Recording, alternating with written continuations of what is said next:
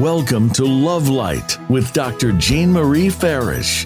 Today, we'll show you how to use the spirit of love and self-worth to improve the connections with everyone else in your life. This program is your weekly gift, and it will keep on giving. You'll see. Now, here's your host, Dr. Jean Marie Farish. Greetings and a hearty welcome, everyone. I hope you're all faring well. I'm Dr. Jean Marie, your Love Light host, coming to you from the Voice America Empowerment Channel, shining love light into your hearts and homes to inspire and empower you to create a life you love. We're truly grateful for our listeners who tune in live and on demand from around the world. Our show today, Toxic Effects of Cynicism and Strategies for Protection with Ruth Litter, joining us from Australia, is certainly self-empowering. In today's time, cynicism runs rampant in society with corruption, violence, manipulation, lack of truth, through worldly experience or psychological trauma with vulnerable backstories. Cynicism can be destructive, detrimental, and inhibit developing a genuine relationship with oneself and others. Cynicism is a result of pain, betrayal, and mistrust, and can be a form of self-protection. It can be self-destructive, numbing oneself to true joy and happiness. According to an article by Bruce Hutchison, PhD, Cynicism can be toxic and sometimes fatal, published in Psychology Today. Highlighted is that cynicism is a serious problem because it is often toxic and bad for our physical and mental health and is associated with poor health, poor habits, chronic depression, and heart attacks. Furthermore, it is invisible and implicit and yet lethal and dangerous. He imposed the question, can people prevent themselves from being hurt by taking a wider view of things in life, like the positive things around us? Positive self-talk and feeling gratitude for the good things can balance this out, as well as self-compassion for the hurt and betrayal that may have occurred in previous instances. So how can we become aware of cynicism in ourselves and others? How can we regulate our behavior to sustain healthy emotional control and well-being? How can we guard ourselves against cynicism for protection? Our amazing guest, Ruth Litter, joining us today from Australia, will help us become aware of cynicism in ourselves and others and strategies to overcome cynicism and protect ourselves. Ruth is a health coach, elite mentorship and HeartMath Certified Trainer, and registered nurse.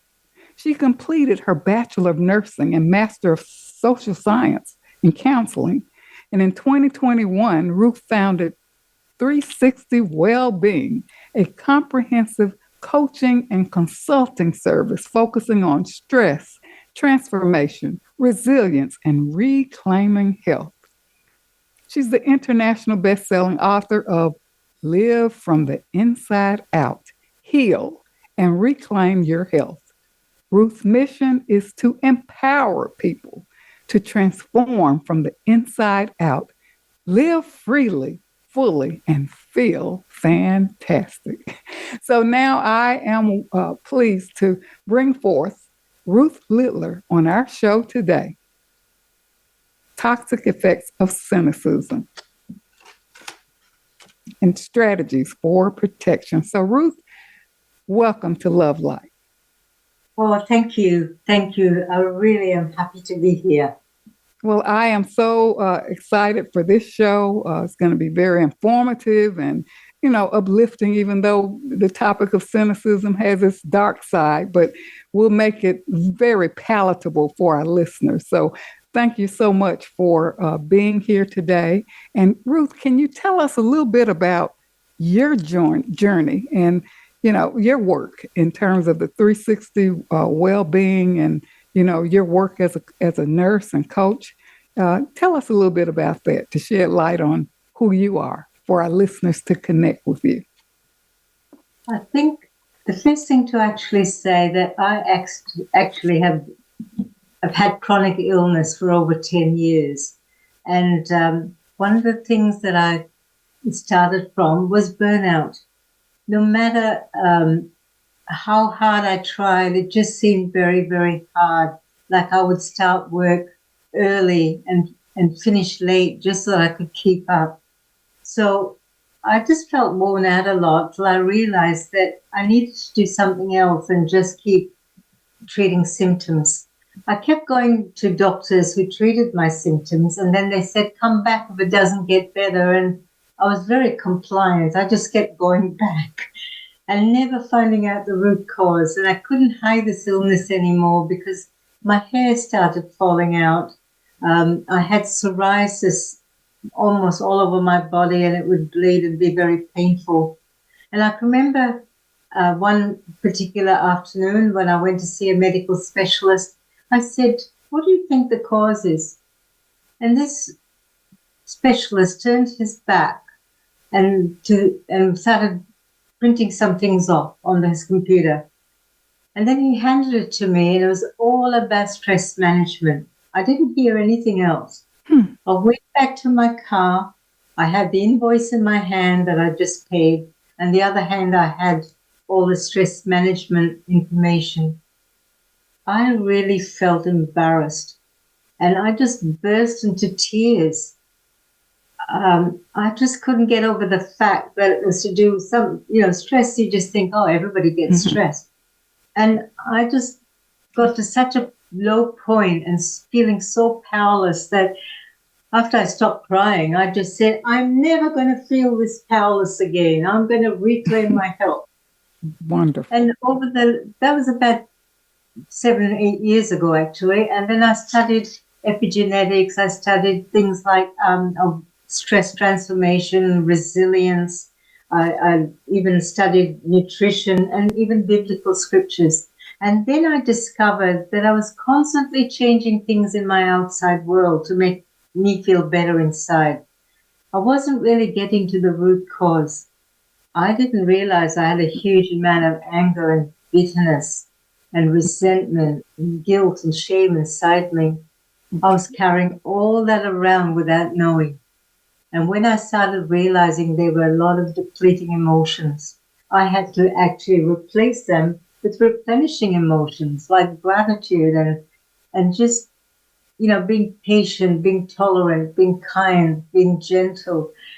And when I learned those skills and how to do that, I know I said I'm learning skills because I did not know. And even as a nurse, I did not know that I could actually put the brakes on my stress response. I did not realize I could activate the parasympathetic nervous system to actually bring recovery to my body. So once I learned all that, I started applying it really sincerely. I put everything into that, and I felt so much better. And now I realize that journey not only helped me realize so much of stuff inside me was making me sick, I can actually work with people now, to show them that we do have bodies that self-heal and recover. And also at the same time, it's actually put me on a journey to help people, especially health professionals working in highly emotional, demanding jobs, that they can actually get relief from their stress and anxiety. And it's been my journey. Well, that is a beautiful story and a beautiful journey. And here you are teaching and showing others the way. And so thank you for sharing that, because I'm sure many can see themselves in your story, and we have our head downs working and we don't really know why we're stressed, why we're burnt out. But your book, Live from the Inside Out, Heal and Reclaim Your Health, it speaks volumes. So Ruth, can you share with us how did you become interested in cynicism, and is it increasing in the world? Yes. Why I'm interested is because I have been very cynical. I have. And I catch myself every day sometimes that I've picked up cynicism from people around me as well. One of the things that, as you mentioned, is the distrust of others. It's defined as an attitude of distrust for others. But also from early Greek history, cynicism has been a philosophy. There have been people throughout history that actually are against authority, that are against being governed because they don't believe, they don't trust their governments. So that's a philosophy that's still quite prevalent today in my part of the world, especially. But I also want to say that as the attitude of cynicism is increasing, I mean, we just take a moment and stop and think, what have we heard in the last even 24 hours on the media? And especially social media, that has actually increased our distrust. It's actually put more seeds of cynicism in our society, which is growing. But I think what I wanted to mention about the attitude is that there's a belief that humans have a dark side, that we're only interested, people are only interested in us because of their self-interest. I'll give you an example so simple. I was actually telling a person, a man, that his dog really loved him. And he turned around and actually was coughing when he said this. He said, of course she loves me because I feed her. And he couldn't think of any other reason as to why the dog would love him. Mm-hmm. It's only because he fed him. And I was thinking, that's so simple. It's like a small little thing. There are other things that are where we have a distrust of people. But that distrust actually impacts every area of our lives, every area. One of the things I want to go back and have you define, what is cynicism? Well, the definition... And how can we identify it so that our listeners can become more aware? Okay. Well, the definition of cynicism is an attitude usually characterized by a general distrust of the motives of other people. How do we know when someone is cynical? Sometimes it's hard to see it in ourselves.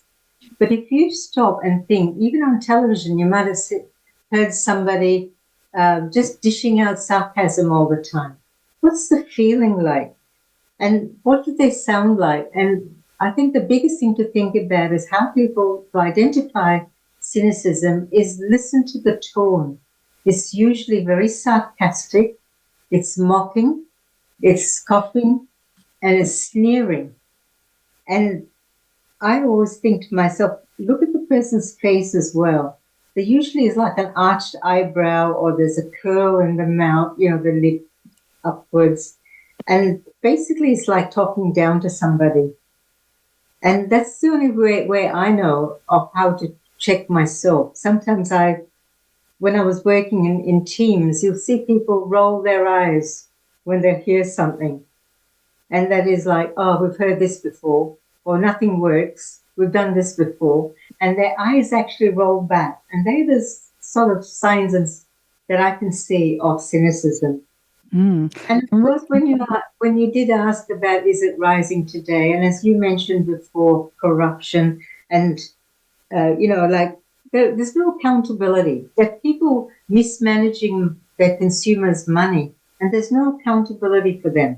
So obviously, there's going to be people who close up and won't believe anything. There's so many scams occurring where people are losing a lot of money, and people don't want to be duped. They don't want to be deceived. And they don't want to look foolish as well, because people have given money for fundraising and things and find that it wasn't used appropriately. And they feel really terrible. They feel like, how stupid am I? And they don't want to be duped. But all the time, you mentioned some really good examples, that there's dishonesty occurring. There are people, people are actually saying, I see things that don't look good, and yet I'm being told nothing's wrong. Don't look here, nothing's happening. So they themselves are seeing that they're not being valued for their opinion. They're not allowed to give an opinion. And so they close off and they hold on to nobody can be trusted.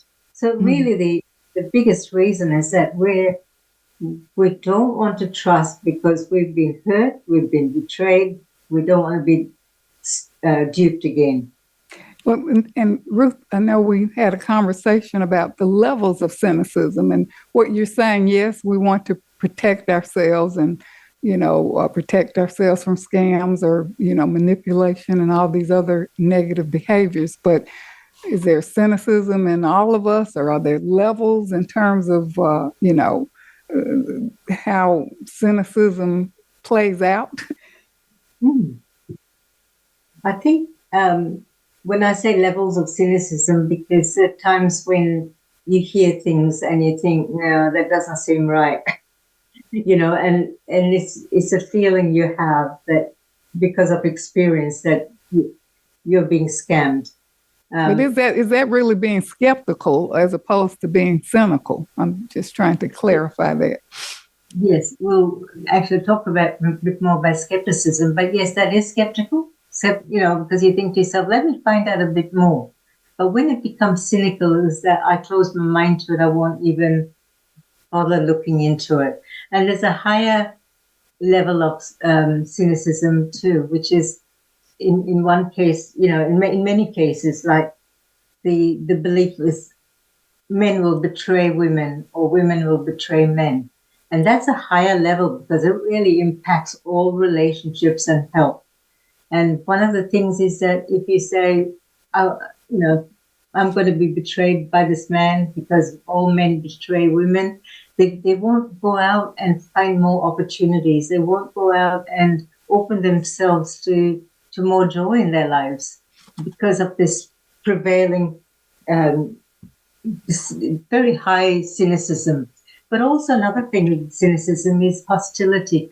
And more I'm seeing in the world today is that people who are very highly cynical tend to be alienated. They tend to be lonely.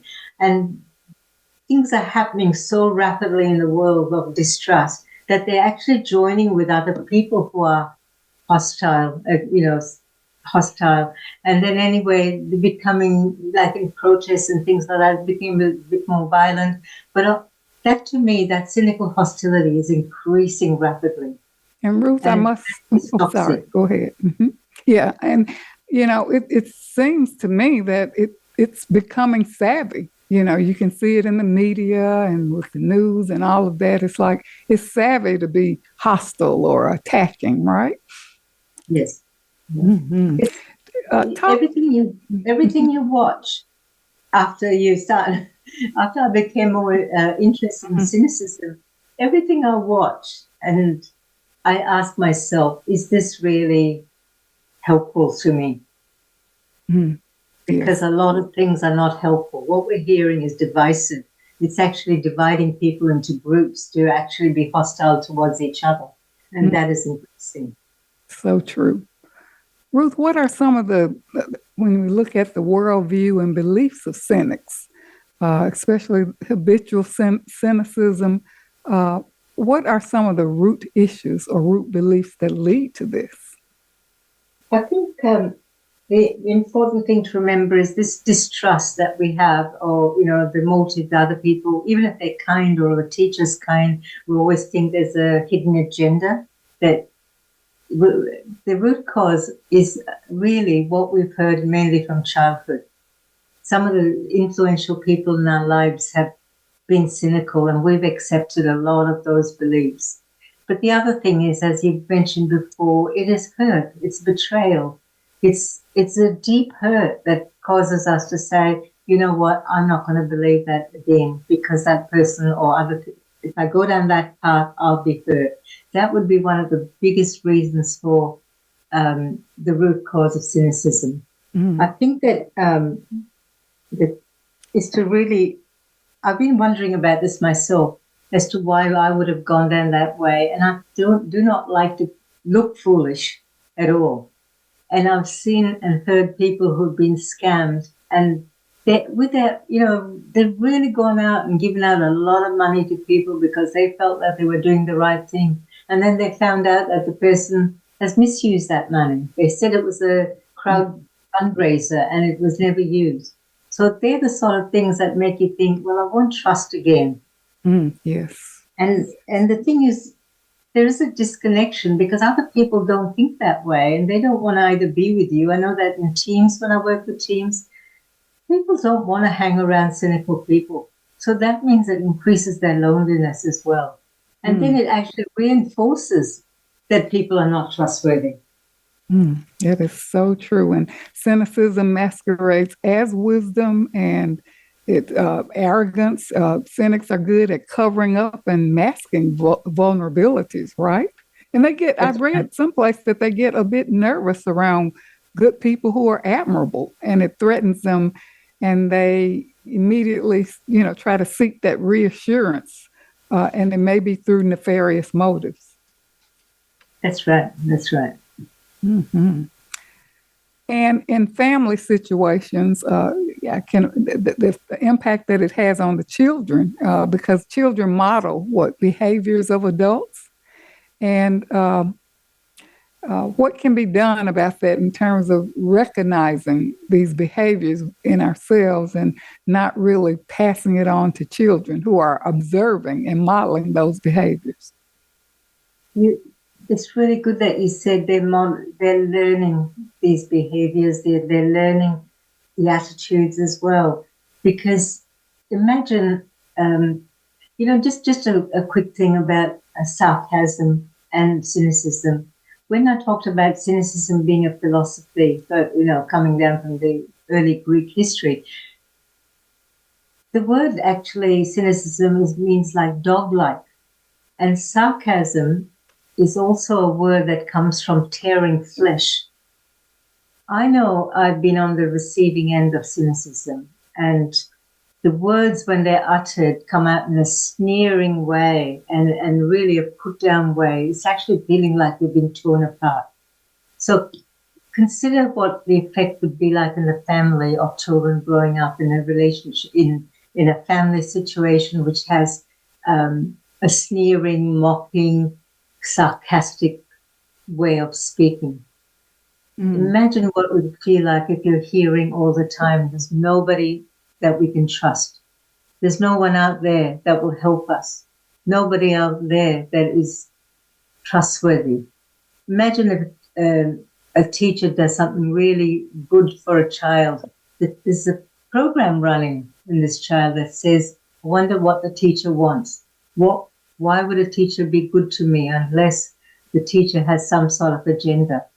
So children that are coming through this actually grow up not actually taking on a lot of risk. When I say risk, in a way of like going out for new jobs, maybe looking for promotions or anything in their lives, because there's this underlying thing of there's nobody there to trust them. So you can just imagine what it would be like. They actually would be defensive. Who would they go and talk to for support if they're always thinking that there's nobody there to help? Nobody will help them.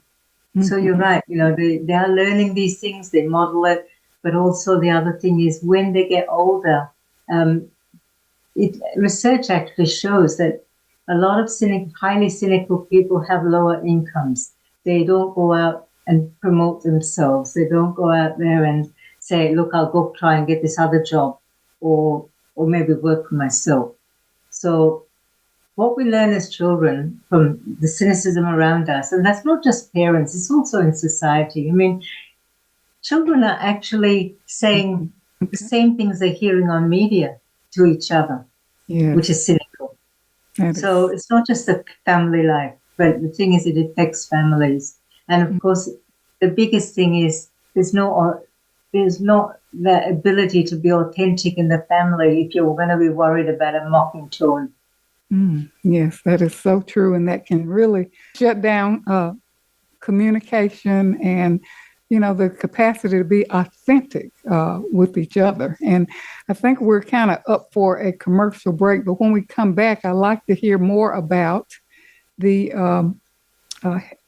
consequences and impact on health as related to cynicism. But right now, I think we're up for a quick commercial break. We'll return shortly with more on toxic effects of cynicism and strategies for protection with Ruth Litter joining us today from Australia. She's the founder of Wellbeing 360, health coach, HeartMath Certified Trainer, registered nurse, and international best-selling author of Healing from Inside Out, Heal and Reclaim Your Health. We'll return shortly. Stay tuned.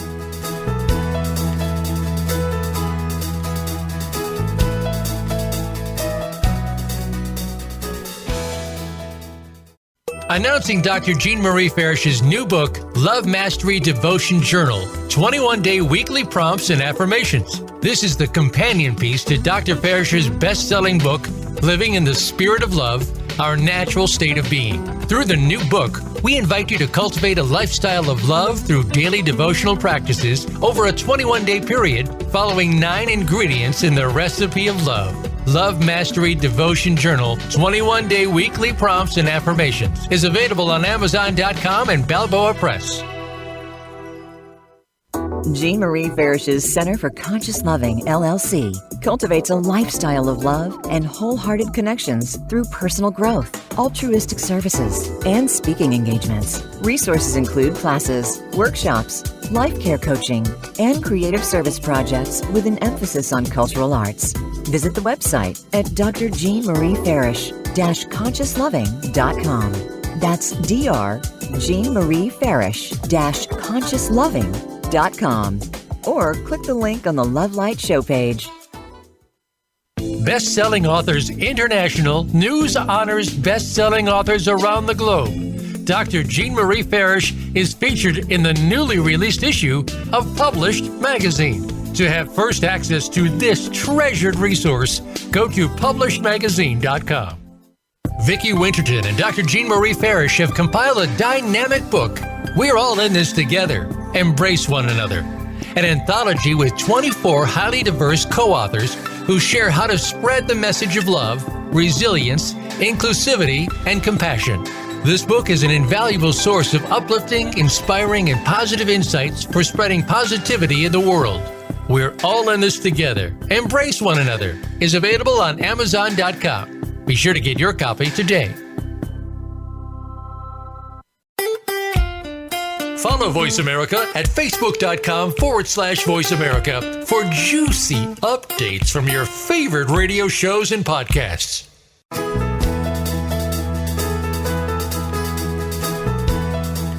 You are tuned in to Love Light with Dr. Jean Marie Farish. Feel free to connect with our program through email or check out our links on Facebook.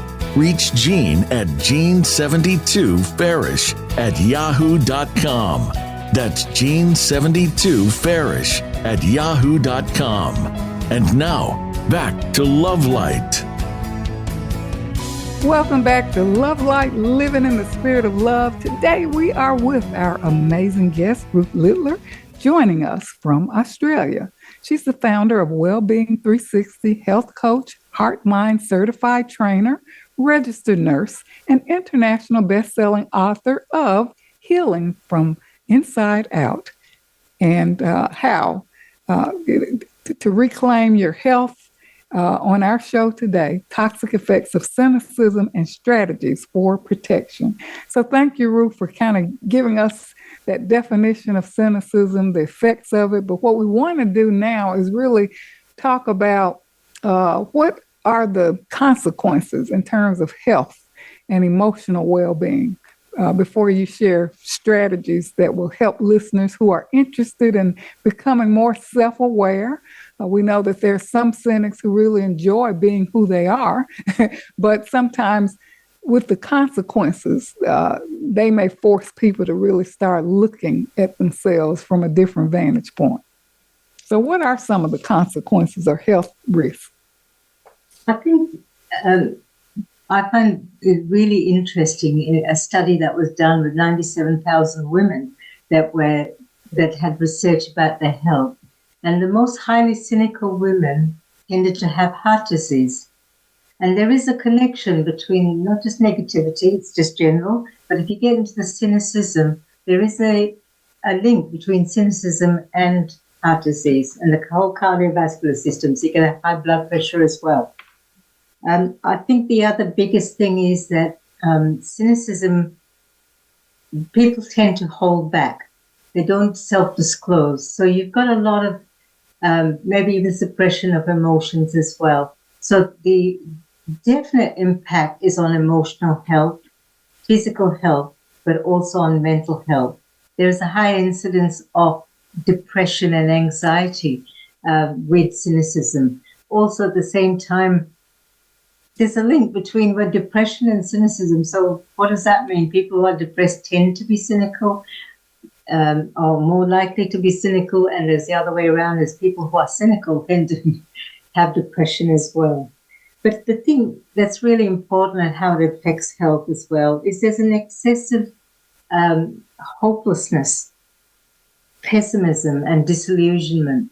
And all those things just rob you of joy. And if we've got these depleting emotions all the time, and sometimes a lot of anger and resentment and bitterness as well, all that is increasing cortisol levels in our bodies. All the time we've got stress hormones circulating, bringing down our health.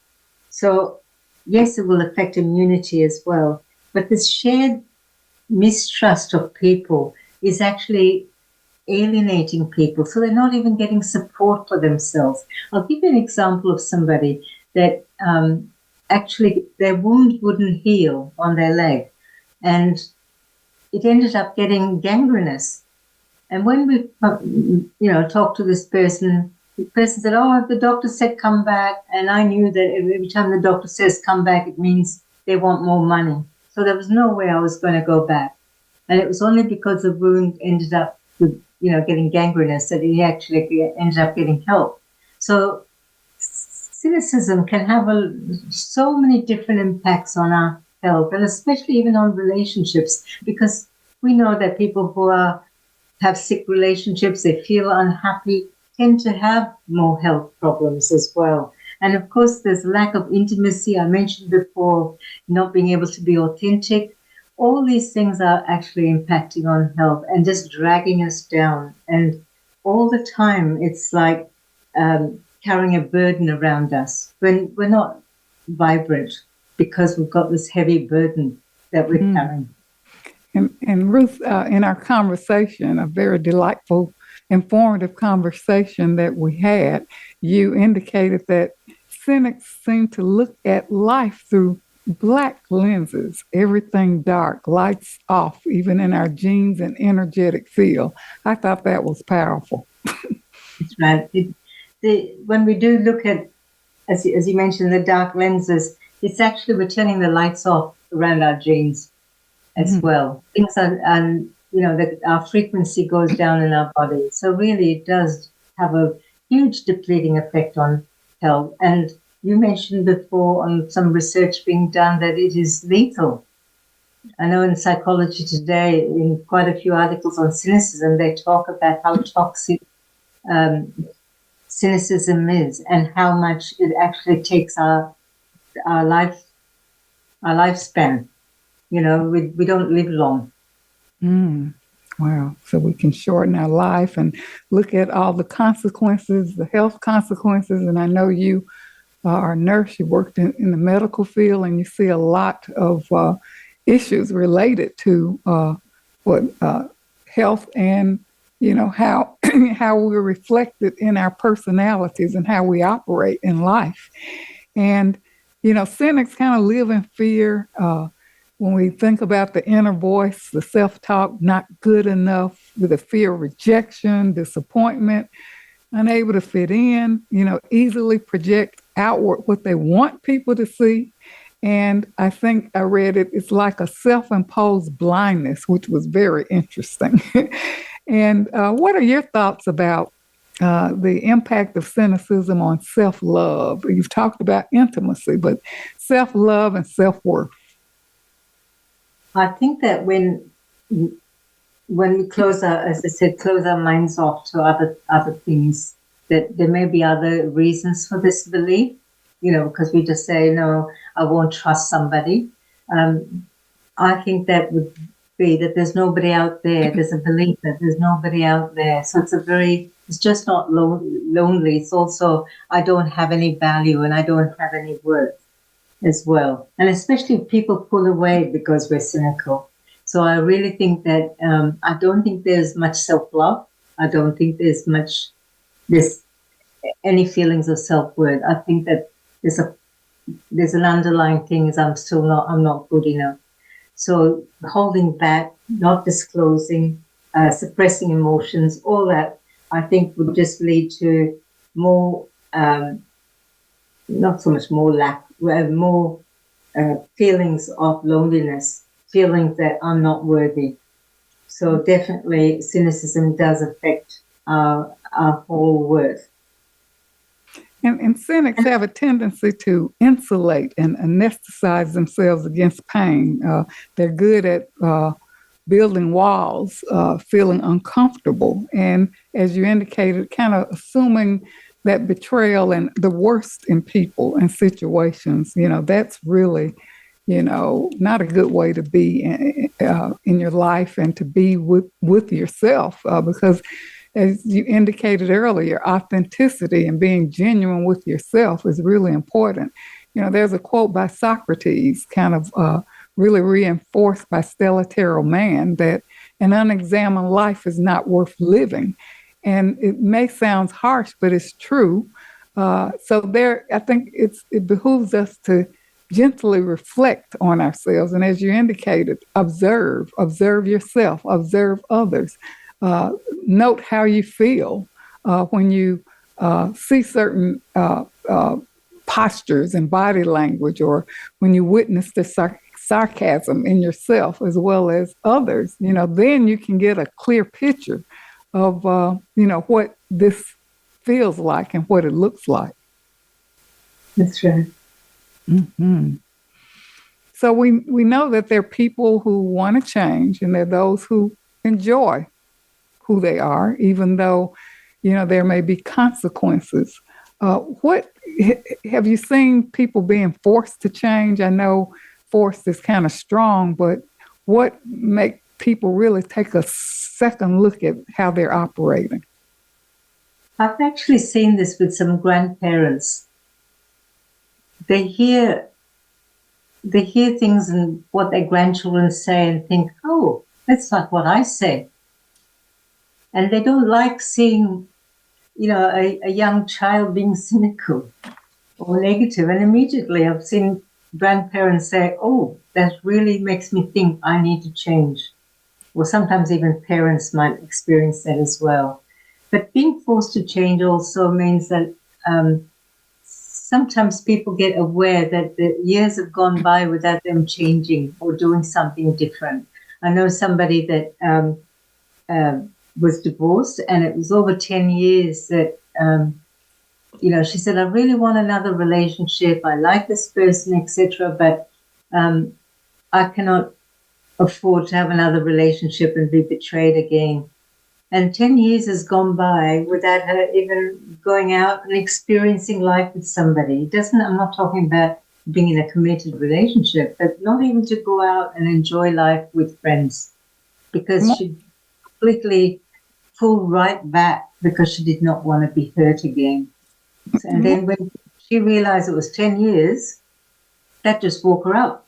I see. And I can imagine even health risks can make a person wake up. A lot of times when we're facing those health challenges, we really have to take a second look. And then the loneliness aspect, when you see that people are moving further away from you. So there are certain things that, happen to us that can force us to really look at ourselves in a different way. And one of the things I think that you mentioned was how, I think in our conversation, that how it becomes a self-fulfilling prophecy, like with this young lady, right? I can't trust men, or it never leads to anything positive. So you stay trapped in your own prison, right? That's right. That's right. Mm-hmm. So, Ruth, what are some strategies for individuals who are cynical to overcome themselves? I would say the first thing is don't beat yourself up, because most times all this is unconscious that we're doing these things. It's until we wake up and see, hang on a minute, that's a lot of life I've lost. Just doing the same thing every day and not being aware. But the other thing too is, we mentioned before that we don't want to be gullible. We don't want to just accept anything that we hear and believe.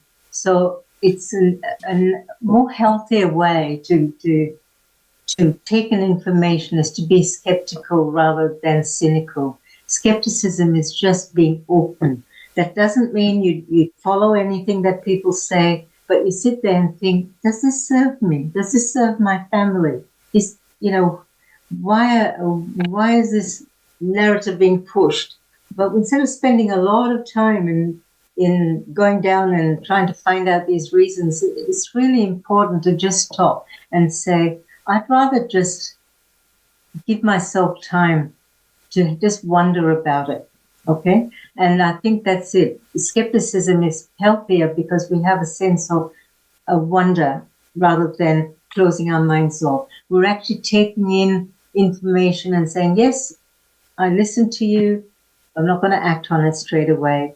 It's really having an inquiring mind rather than a closed mind. That would be the first strategy. The second strategy, which I think is, which I mentioned before, does this serve me, what I'm hearing? So we need to elevate our thoughts.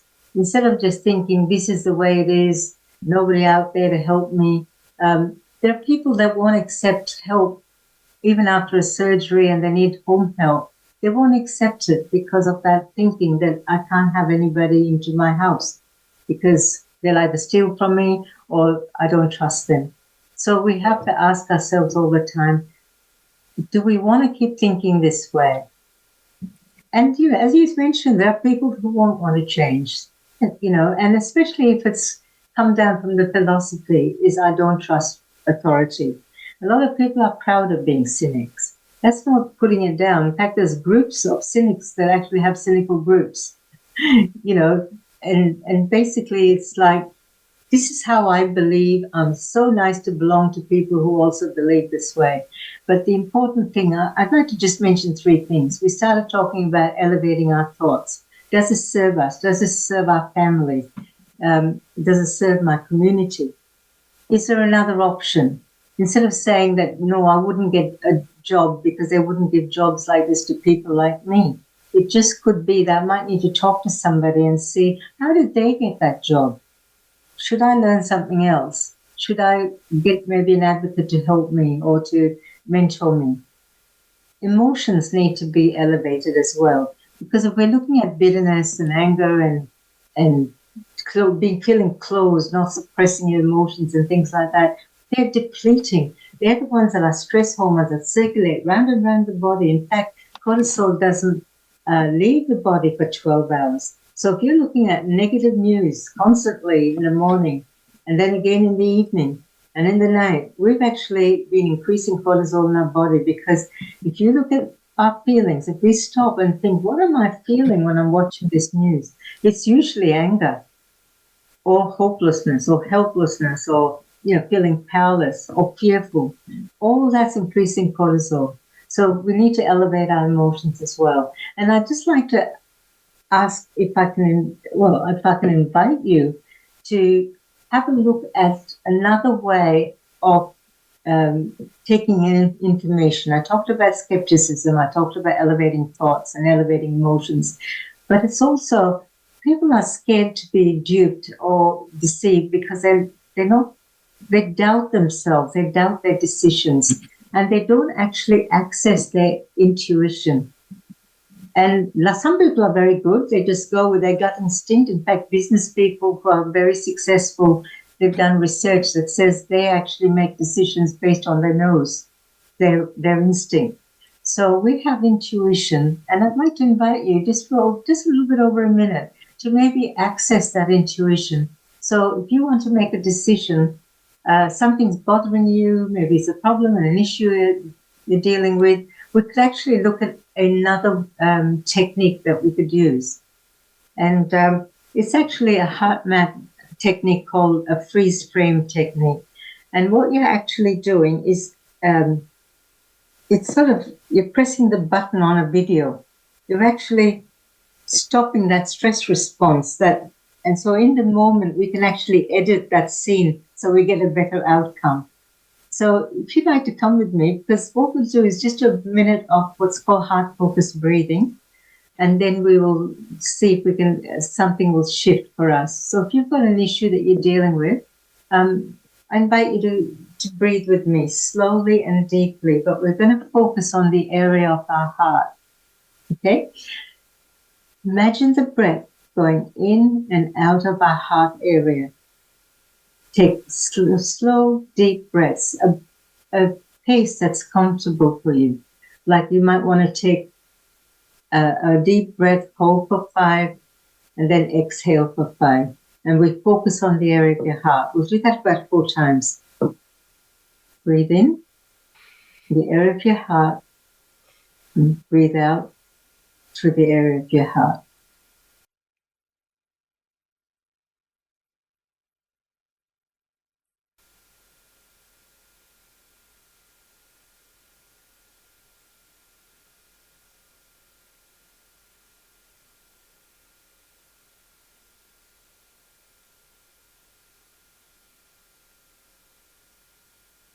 I'd like you to make a sincere attempt to actually experience a regenerative feeling. While you're breathing in and out, think of something or someone that you really care about or appreciate. Or even if it's like a sunrise, something that just gives you that beautiful feeling as you're taking a breath in and a breath out. Just re-experience that feeling.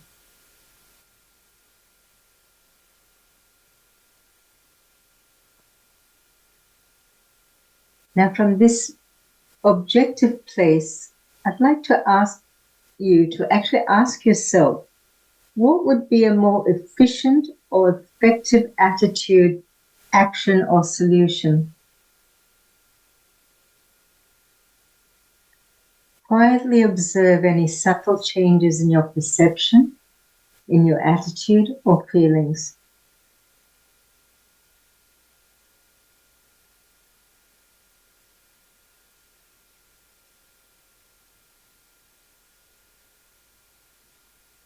And if you've actually experienced a shift in your attitude or your perception or feelings, commit to taking action on it.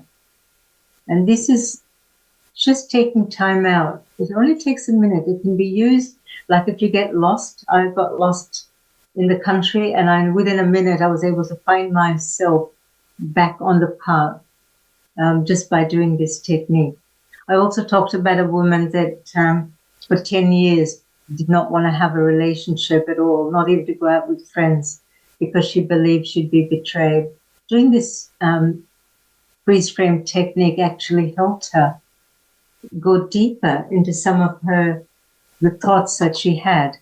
And sometimes you get an answer straight away. Other times it might take a few minutes, or even at the end of the day, or in a couple of days' time. It actually unfolds. It'll give you a lot of clarity about what actually the issue is.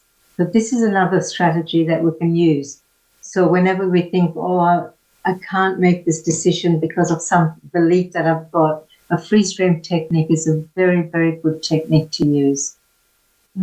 Yes, it's quite empowering, and we really invite our listeners to come back and listen to that. And you call it is it free streaming exercise? What is it?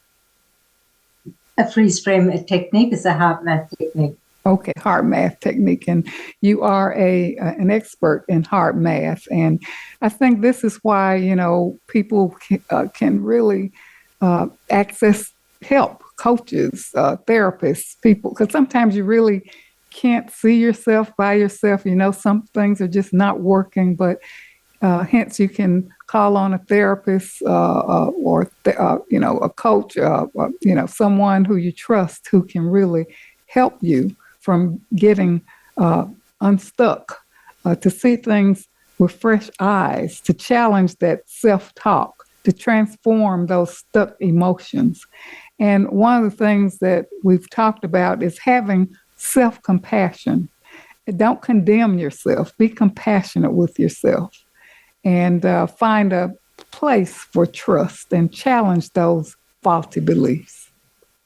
And one of the things I think we also talked about was, having that sense of gratitude and, the appreciation for nature. You and I had a conversation about that, is that looking at the beauty of life, the beauty of nature, things that can elevate our thoughts and emotions and elevate our frequency. I find that's when you're feeling lonely, when you think that there's no one out there to help you, going out into nature, you actually see things like, birds, they don't worry about where their food comes from. And you look at the flowers coming through cracks in concrete, and you think to yourself, how does that happen? How does that get sustained? So you're actually moving away from yourself, thinking about yourself. And it just opens our minds to opportunities.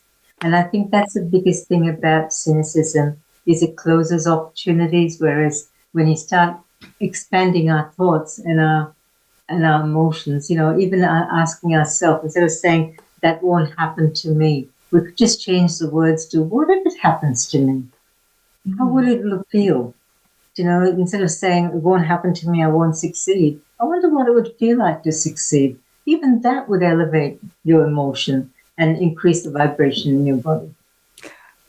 Can I ask you a question about the feelings? Are feelings pretty much closed off to cynics? Because the questions that you're asking is about, okay, how do I feel? What does it feel like? And if I'm closed off, perhaps I really don't know how that feels. What are your thoughts about that? I think it's very difficult to identify anything in yourself when it's being closed off. Sometimes it comes from a book or a movie you're watching, and you think, oh, that's how I feel, or that's me.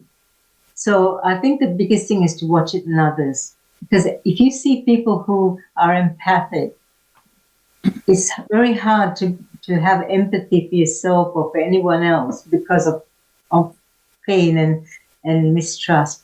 And if you see it in other people, empathy and kindness, and you see how other people respond to that kindness, it's actually, it's an education, a self-education, self-awareness, as you mentioned before, everything about what are we thinking. I think one of the things is education. That's what helped me, is that when I realized that if I start my day thinking I'm going to have a bad day, I would have a bad day. The emotions that come with your thought are depleting. And then you'll have thoughts that match depleting emotions. And it's just a cycle. Yes. So once we have that education, yes, self-awareness will come. But it will only come when we actually see it in other people as well. And you see the benefits. Wonderful. And, life is a process of self-discovery and self-exploration. So we can always change. And I think that's something that we really want to highlight. We don't have to be stuck in the same mode or the same way of being. And it's all about frequency and high vibration. And cynical energy is pretty much low vibrational. So we're ready for a brief commercial break again. So don't go away. We will return shortly with more on toxic effects of cynicism and strategies for protection with our amazing guest, Ruth Litter, joining us from Australia.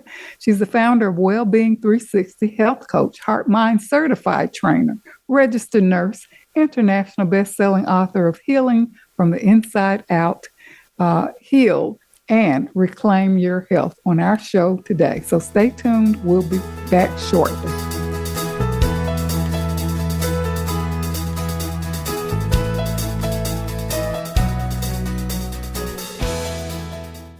Dr. Jean Marie Farish is proud to announce the release of her new book, Living in the Spirit of Love, Our Natural State of Being, available now at Balboa Press. This book will help you master your life and flourish in love. You'll learn how to become a better and more evolved you. Feel good by making life-affirming choices. Deepen your feelings and expressions of love. Tune in love and sustain the change. And flourish in love and find your joy. Visit BalboaPress.com and search for Living in the Spirit of Love and enjoy Dr. Farish's new book today. I'm Judy Satori. I'm a spiritual channel and activator of human potential. You might have heard me speaking on the Voice of America on Dr. Jean Farish's show, Love Light, because I've been speaking about the challenges that are besetting all of us right now and how we can surrender but also keep on going. I want to invite you to join my new Facebook group that is devoted to heart-centered connection and unity. Through this Facebook group, you can also join my free access question and answer session with Spirit on the first Wednesday to Thursday of every month. Just search Ascension Community on Facebook to join the group. In this session, I answer questions and transmit energy from Spirit to give you guidance and support. Because life on planet Earth ain't easy right now, and there is so much help from above, from beings of love and light, from multidimensional realities who are actually here with us, wanting to step up and support us. I welcome you to become part of our ongoing group conversation about evolutionary change and how it's affecting us as human beings and affecting our life today. Many blessings to you. You can find out more about me and my work at www.ascensionlibrary.org. Have a wonderful day. Announcing Dr. Jean Marie Farish's new book, Love Mastery Devotion Journal, 21-Day Weekly Prompts and Affirmations. This is the companion piece to Dr. Farish's best-selling book, Living in the Spirit of Love, Our Natural State of Being. Through the new book, we invite you to cultivate a lifestyle of love through daily devotional practices over a 21-day period, following 9 ingredients in the recipe of love. Love Mastery Devotion Journal, 21-Day Weekly Prompts and Affirmations is available on Amazon.com and Balboa Press. Best-selling Authors International news honors best-selling authors around the globe. Dr. Jean Marie Farish is featured in the newly released issue of Published Magazine. To have first access to this treasured resource, go to PublishedMagazine.com. It's your world. Motivate, change, succeed. VoiceAmericaEmpowerment.com.